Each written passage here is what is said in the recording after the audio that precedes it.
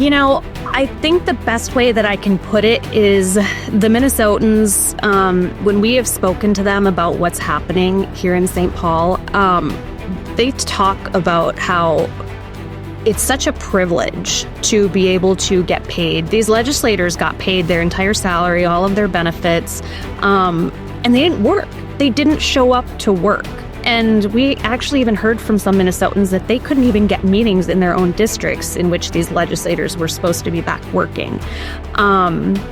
So, just not only being out of touch, but, these people, the average person, they have to show up to get paid and to work. Otherwise, they get fired. I think that's one of the main frustrations is just like the total lack of being down to earth, right? And maybe having a little bit of humility. Americans are capable of achieving extraordinary things when they have the freedom and opportunity to do so.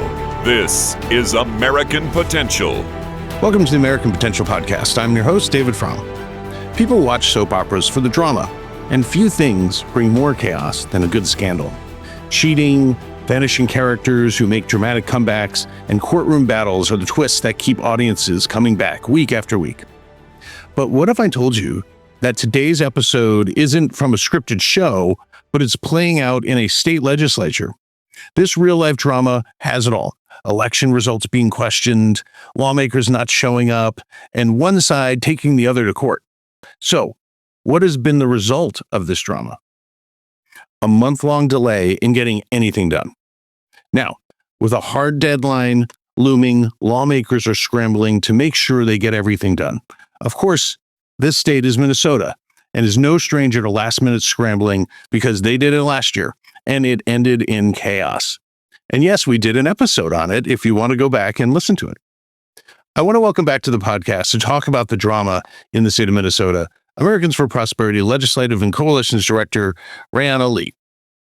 RaeAnna, thank you so much for joining. Welcome. It's great to be back again.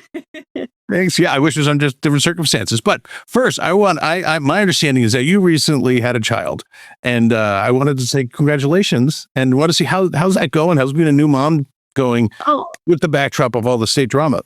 Yeah, thank you so much. Oh, little Ryan, he is wonderful. And it's very exciting. And I even took him to the Capitol a few days while we were waiting for daycare to start. So he is getting involved in the legislative process very young. Well, however you can curry favor, you might as well use the most authentic thing, look to the future. I always said, I'm dad of a number of kids, and I always, in Americans for Prosperity, one of our missions is to create authentic grassroots movements. And I was like, well, I'm just making the most authentic grassroots movement, just having a big family. I love it. Oh, well, I don't know that my wife really signed on for that. Anyway, so let's get to the Minnesota legislature. So the drama that's been occurring had started before session even got underway. So maybe what happened, and maybe lay out what the drama is. Yeah, absolutely. So coming off of the November election, our legislative house was tied 67-67. 67 DFLers. For the non-Minnesotans out there, that means Democratic Farmer Labor. It's just Minnesota's version of Democrat. And then 67 Republicans. So that has actually only happened in our state's history one other time in the 70s. So it's pretty remarkable. And so the leaders of the respective caucuses struck a power sharing agreement, rotating gavels, shared speakership, that sort of thing, until one of the DFL candidates was taken to court because it was alleged that he did not actually live in the district. And there was actually a second court case of one of the DFLers who he only won by 14 votes. And it came to light that there were 20 votes that were actually thrown away. So here we have two seats that we don't know what's going to happen. It's pretty crazy, right? And so I think it was around December, and the Republicans and Democrats hashed things out in court, and essentially the courts ruled that no, that DFLer did not actually live in the district, thus creating I guess you could say a vacancy, but it's technically not a vacancy if it was never really legitimate. So that was a question to be grappled with. And the courts ultimately ruled in the district where the votes were thrown out that yes, he did win. Now, there are a lot of lessons to be learned from that, some measures to be taken to ensure that that never happens again. But still, so that, brought the Democrats up from 65 to 66. However, that still left them one seat short of the tie. And so the Republicans decided that meant they had a majority. And so therefore, until that vacant seat was filled, they were going to operate as such. And the DFL did not like that. To them, they wanted to have equal power share, even though it was not the technical dynamic at the time. So our legislative session was supposed to start January 14th, and the DFL decided that they were going to boycott until they had two assurances. One, they wanted to ensure that there was a power sharing agreement in place. And two, they wanted to ensure that Republicans would not oust the DFLer who won by the 14 vote margin. Politics is politics, right? And so the Republicans answered, they said, well, you need to show up and we will negotiate and we will, get to work for the people of Minnesota. So noon come, the clock strikes noon on January 14th. And I will tell you that the photos are truly remarkable. Yeah, because you see the landscapes of the House chamber. You have one side that is every seat is filled, right? You have 67 seats. And then the other side is completely empty. So it's like I said, it's just remarkable. So also in the lead up to this, our Secretary of State has a ceremonial duty to convene the House. And so he calls to order, he gavels them in, and then hands it off when a quorum is reached. The hiccup here is that there was a dueling interpretation between the Republicans and the Democrats. The Republicans, the DFL thought that they asserted that a quorum, which is needed to conduct any House business, is 68. And the Republicans, anticipating that the DFL were going to go through with their boycott, said that there were stipulations in our Constitution that protect against attacks on this kind of being able to convene business. And so the secretary gavelled in, and the Republicans, he gavelled in and he gavelled out, and then the Republicans, judging by their interpretation, actually called themselves back, and then they conducted business, I guess, as usual, right? As usual as it can be without half of the House chamber there. And so, yeah, they conducted business. And then the DFL actually sued, stating that Republicans were illegally conducting session. That went up to our state Supreme Court, and the court ruled that actually, yes, quorum is a 68. So that essentially voided everything Republicans did. And I think that they had done business for like 2 weeks or so. So, oh, wow. Yeah. So, I mean, and for anybody that's in politics knows that every single day counts especially when you're up against deadlines and funding and whatnot. So yeah, from there, then Republicans and Democrats had to go back to the negotiating table. And it wasn't until February 6th that the DFL came back after an agreement was struck. And actually, AFP Minnesota launched, it's called paidnottowork.com, which highlights just how much the DFL spent in taxpayer dollars by refusing to show up to work. I don't know about you, but I would probably be fired if I did not show up to work, right? It's actually it breaks it out into really interesting pieces, like how many firefighter salaries we could have paid, or students' education, or eggs, which are a hot commodity right now. How many cartons of eggs? So it's very interesting.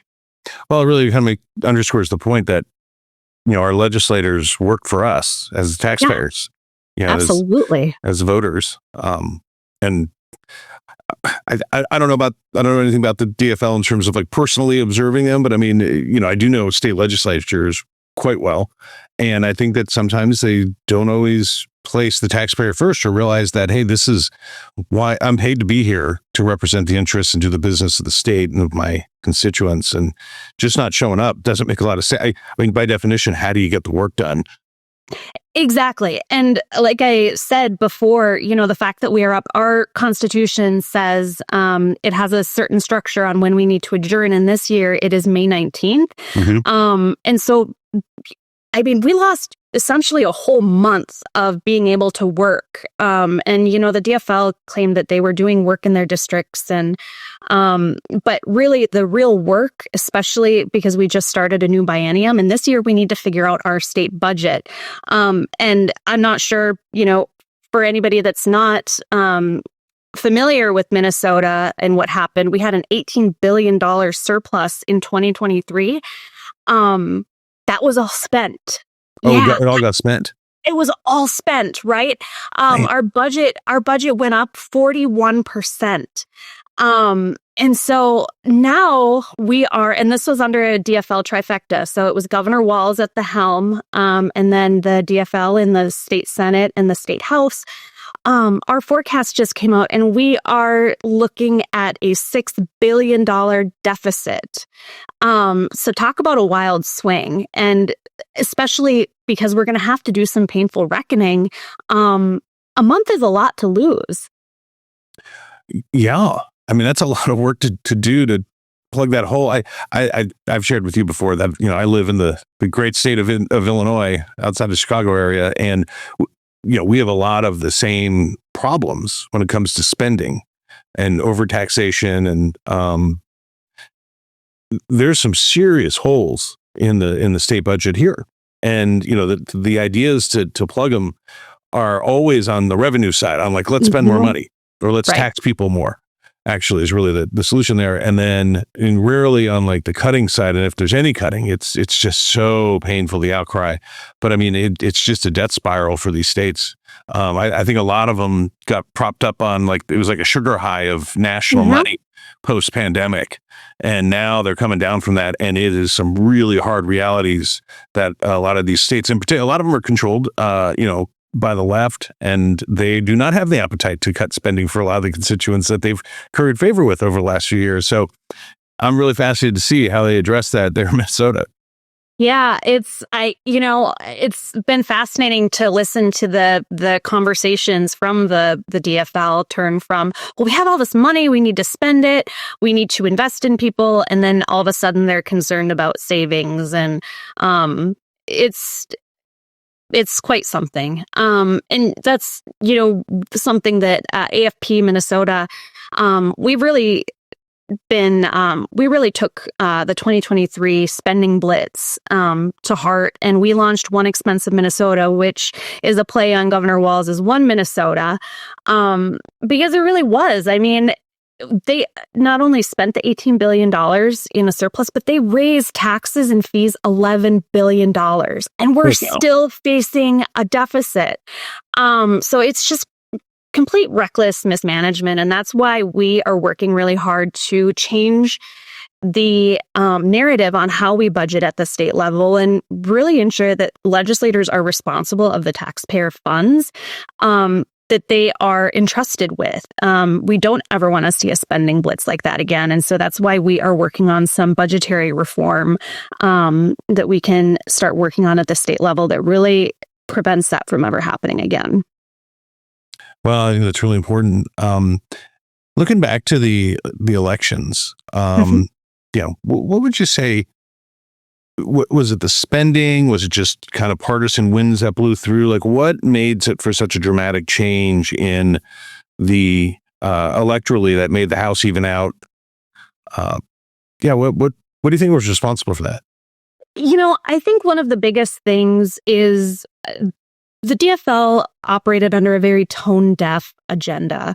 It was very activist-driven, and we are the state's #1 grassroots organization. And the one thing that we heard at the doors is, I am taxed so much. My cost of living is increasing so much, and I'm not getting any bang for my buck. I feel left out. And of that surplus, if you were lucky, you maybe got $250 back as an individual. And so, a lot of Minnesotans are feeling the pinches in their wallet, and they heard about all this spending and investment, and they're not seeing it. And so I think there was some frustration, and that showed at the ballot box. And, I think as we saw on a national level, there definitely has been a reckoning, and people do care about costs a lot. And so you can't take that for granted. When people are telling you something, you need to listen. And so that's the #1 message that we took back at the doors. And, we are holding legislators accountable. So I'd imagine, there's a pretty, there's some unhappiness, to say the least, what you're saying from with their state leadership that helped change kind of the landscape of the House, at least. I can only imagine that the chaos that's been ensuing over the last 2 months, it takes that to a new level. And any idea or any feedback on what regular Minnesotans kind of think of the drama that's been going on? I think the best way that I can put it is the Minnesotans, when we have spoken to them about what's happening here in St. Paul, they talk about how it's such a privilege to be able to get paid. These legislators got paid their entire salary, all of their benefits, and they didn't work. They didn't show up to work. And we actually even heard from some Minnesotans that they couldn't even get meetings in their own districts in which these legislators were supposed to be back working. So, just not only being out of touch, but, these people, the average person, they have to show up to get paid and to work. Otherwise, they get fired. So, I think that's one of the main frustrations is just like the total lack of being down to earth, right? And maybe having a little bit of humility and asking yourself, is my loyalty to the party or is my loyalty to the constituents who I am supposed to be representing? Yeah, what's the feel when you go into the Capitol now? I mean, is it a more caustic environment? Like, what's the feel amongst the legislature and the crowd? Well, I will tell you that it's very painful for the DFL in the House, who have had power for, I think, the past 6 years now, complete control. They're having to hear different ideas that they shut out for many years. Some of them have never seen a minority before, and they've finally gotten a taste of it. So it's bringing them back down to earth a little bit. But I will say that tensions are very high. They are weaponizing the fact that anything needs 68 votes to pass. And again, the special election for the seat where the candidate didn't live in his district is to be held tomorrow, which is March 11th. And so then we return to a 67-67 tie. Presumably it's a safe DFL district. Again, anything can happen, right? But assuming that happens, I am very concerned about, how toxic things have gotten. Again, I'll reference the podcast that our state director, Jake Coleman, and I did on the chaos of the ending of the 2024 session, where the DFL essentially pulled Minnesota's version of the nuclear option and, passed I think, thousands of pages of a bill that nobody could have access to, and really just blew up the entire process. So those feelings are still strong. There's a feeling of hurt. It was, people are hurt that the institution itself was disrespected in that regard. But again, the fact that we lost a whole month and we are up against the clock May 19th, as soon as that clock strikes midnight, it's done. And then if we have to go into a special session, I think we all know nobody wins when the government shuts down, right? And so there's that added pressure. And, we have concerns about a bad deal being struck just for the sake of getting government back up and running. And so, like I said earlier, there's going to have to be some serious reckoning. And there are folks in the DFL party that do not want to cut spending. In fact, raising taxes and fees, $10-11 billion wasn't enough. They've actually introduced bills that increase our taxes even more. Yeah, certainly doesn't seem to be the right way to go. So just to be clear, the way it's currently operating is that the Republicans currently are the majority and are functioning as such. Yes. The power sharing kind of agreement went by the wayside after the court cases and all that. Mm-hmm. Yeah. And Republicans, I don't know if anybody has heard about the Feeding Our Future fraud. That was a huge scandal. Republicans have pushed fraud prevention. And so there's a whole committee on that. And they are really doing a great job of taking the lead on trying to root out and preventing something like that from ever happening again. They are very intent on being fiscally responsible. They have said that raising taxes is a non-starter. And, I hope that carries through because, like I said, when we are at the doors, we hear that people are saying, I don't even know if I can afford to get to work, so it's tough out there. But like I said, we are working on holding legislators accountable, and we are hard at work trying to offer solutions that are common sense and that make sense to the average Minnesotan.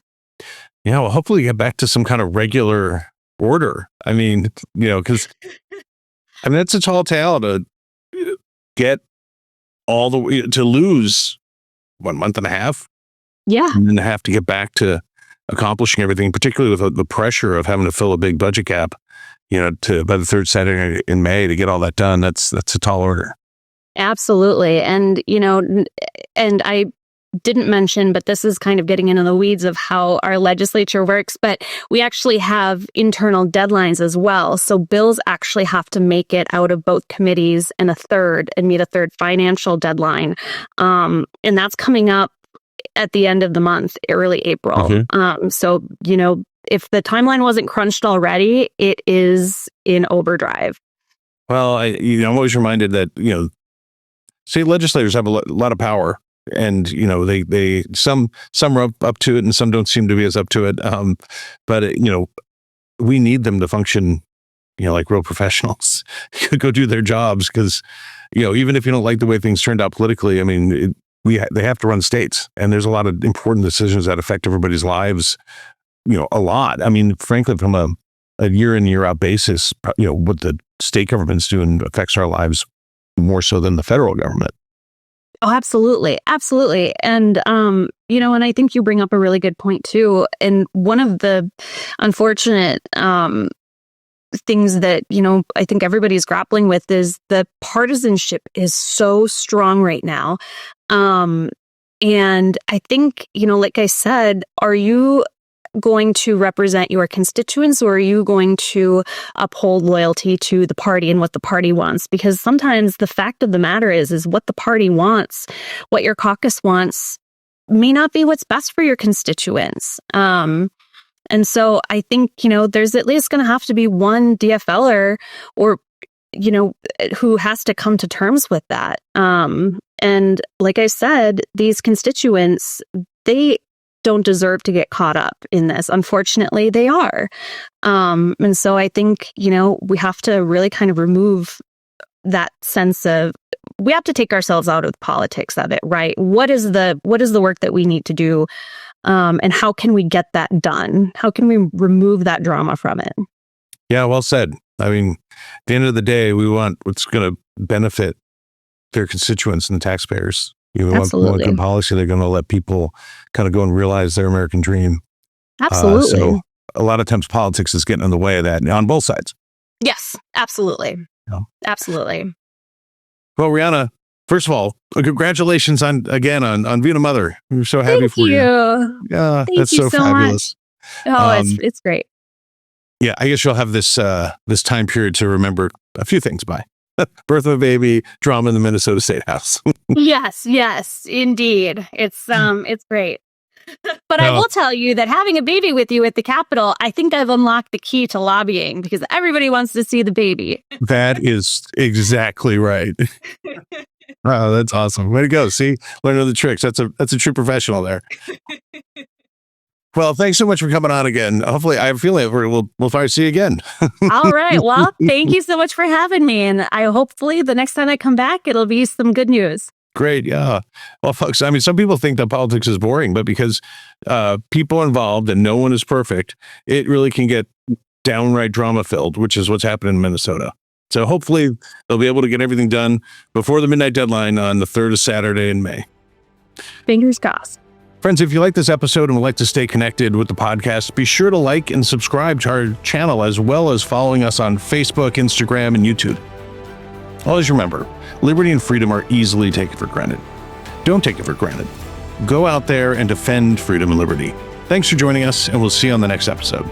Thank you for listening to American Potential. You may listen to more stories from Americans working every day to expand freedom and opportunity in their communities by visiting AmericanPotential.com.